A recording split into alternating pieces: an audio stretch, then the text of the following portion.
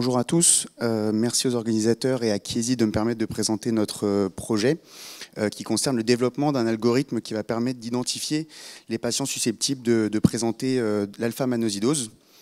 Tout d'abord, je voudrais parler de la technologie qui est utilisée, et pour cela, il faut parler de l'Institut Imagine, et notamment de l'équipe Data Science, qui est aujourd'hui gérée par Nicolas Garcelon, qui est également le cofondateur de Codoc, et qui est basé à l'hôpital Necker.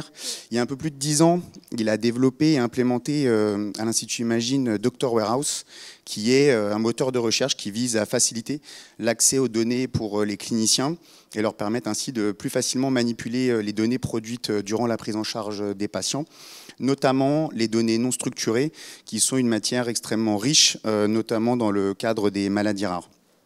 Donc cette technologie, elle est basée sur les entrepôts de données de santé, vous en avez certainement entendu parler, mais c'est des structures informatiques qui visent à centraliser au sein d'une même structure énormément de données.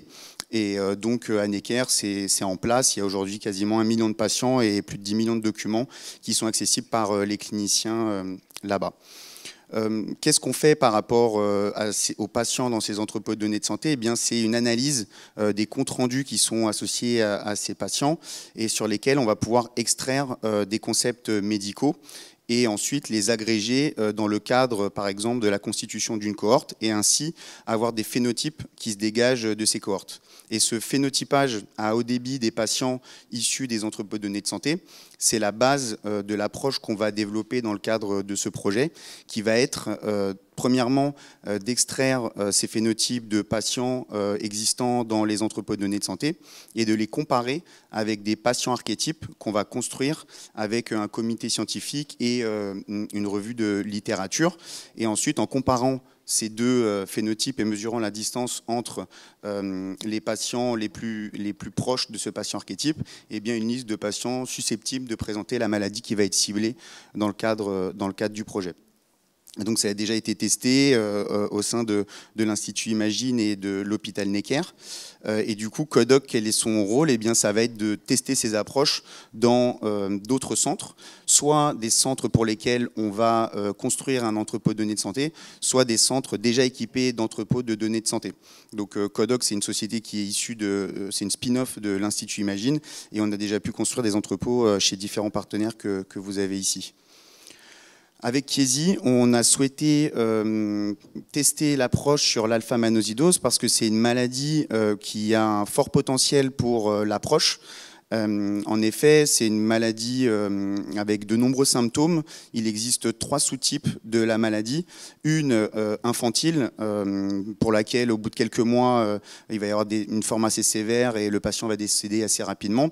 Une forme plutôt juvénile qui se déclare entre 1 an et 10 ans, surtout par une surdité et un problème de langage qui va être aussi détecté. Et puis une forme plus modérée à évolution lente, qui présente, donc souvent présente après 10 ans, avec de la surdité, une ataxie et également des troubles psychiatriques. Donc ces symptômes sont assez variés et peuvent donc mener à des difficultés à poser le diagnostic. Donc il y a une forte errance diagnostique dans cette maladie.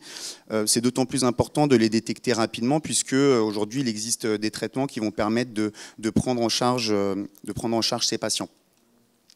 Donc le projet, il est vraiment en démarrage.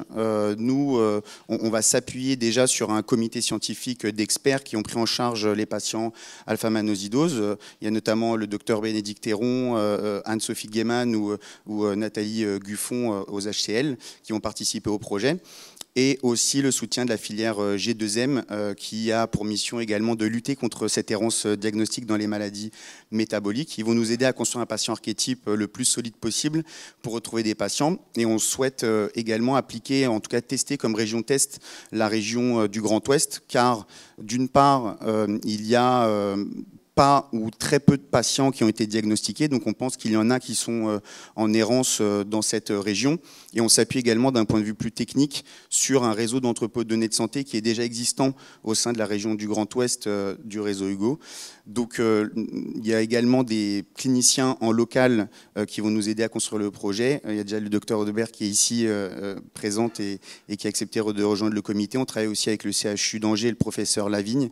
Et donc si vous êtes intéressé intéressé par cette approche et que vous souhaitez également participer au projet, n'hésitez pas à vous rapprocher de moi. Je serai présent ici après la présentation et vous pouvez aussi me contacter par mail à philippe@codoc.co, pas .com.